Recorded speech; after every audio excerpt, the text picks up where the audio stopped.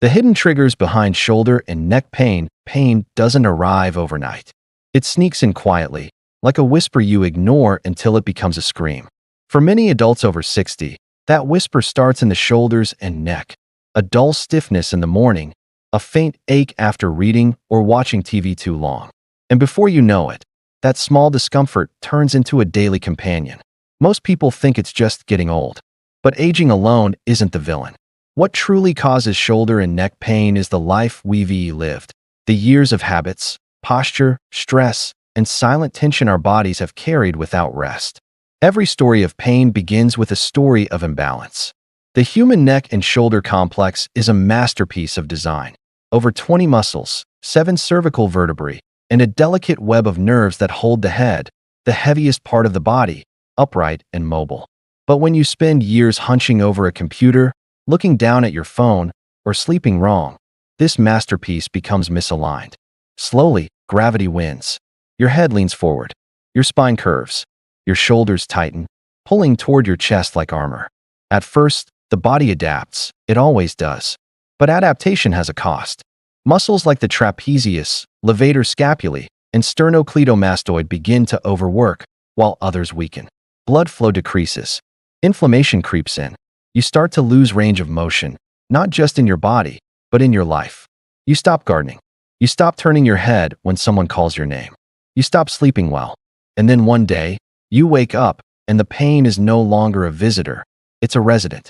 But there's another hidden trigger most people don't talk about: emotion. The neck and shoulders are where humans carry stress. Every worry, every unspoken frustration, every suppressed grief, it settles there like invisible weight.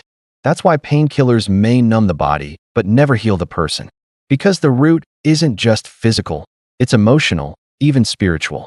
Doctors can see the bones and muscles on a scan, but they can't see the years of emotional tension we've buried under responsibility, loss, and silence. Pain, in that sense, becomes a message, a reminder from the body. You've carried enough. And for many people at 60 and beyond, that message arrives just in time.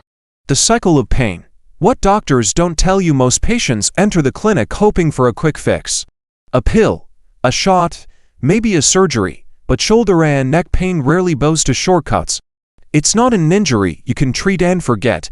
It's a condition that demands understanding. The medical world often calls it cervical spondylosis or myofascial pain syndrome. Fancy names for what is, at its core, a breakdown of balance between structure and movement. When the cervical discs between the neck vertebrae lose hydration, they shrink. When they shrink, the bones rub closer. That friction irritates nerves, sending pain signals down the shoulders and arms. Sometimes, it's a burning ache. Other times, it's tingling, numbness, or even dizziness. Yet most people treat only the symptom, not the system. Painkillers, heat pads, massages, temporary relief that fades the moment you go back to your old posture, your old habits, your old stress.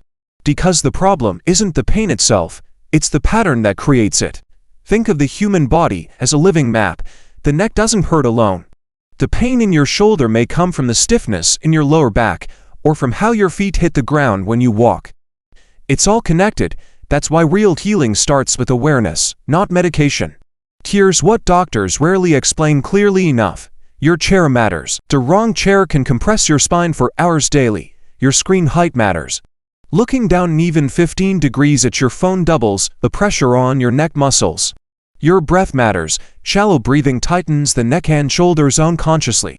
Your mindset matters. Chronic pain rewires your brain to expect discomfort.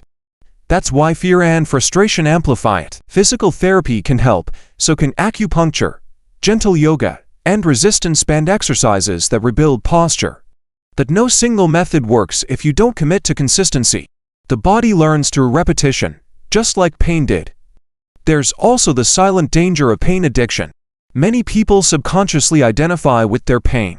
It becomes a part of their identity, a reason to slow down, to be cared for, to explain why life feels smaller.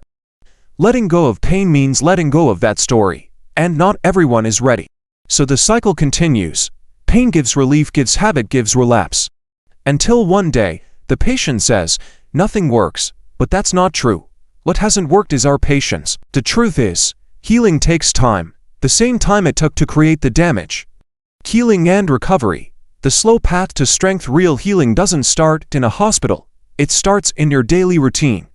Every meal, every movement, every thought is either feeding the pain or freeing you from it. Let's talk about the physical first. 1.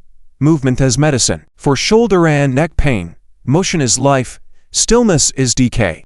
Gentle mobility exercises, neck tilts, shoulder rolls, wall angels, increase blood flow and rehydrate the joints. Strength training for the back and rotator cuff muscles corrects posture, pulling the shoulders back and opening the chest. If walking hurts, walk slowly. If stretching feels stiff, stretch softer. Pain is not the enemy. Pain is the teacher telling you where balance was lost. 2. Nutrition for the aging body. Inflammation feeds pain, so healing starts on the plate. Focus on anti-inflammatory foods: salmon, sardines, olive oil, turmeric, ginger, leafy greens, and berries. Avoid what stiffens the body: sugar, processed oils, and alcohol. Hydration is critical. The spinal discs are 80% water. Drink before you're thirsty. Supplements can support. Omega-3 fatty acids reduce joint stiffness. Vitamin D and calcium protect bone health. Collagen peptides help joint regeneration, but no pill replaces discipline. The best medicine is still movement and mindset. 3. The mental and emotional reset. You cannot relax muscles that belong to a mind that's always tense. Meditation, deep breathing, or simply sitting quietly with your thoughts for 10 minutes a day begins to retrain the nervous system. When the body feels safe, it heals. When it feels threatened, by worrying, by anger, by fear, it tightens. Here's a truth most people forget.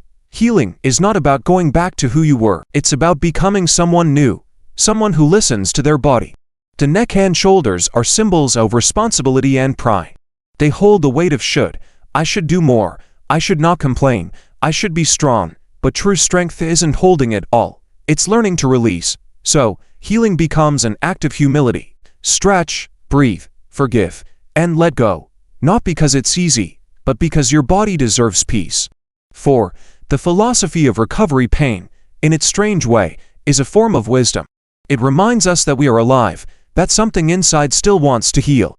Those who suffer from chronic neck and shoulder pain often learn patience, resilience, and gratitude.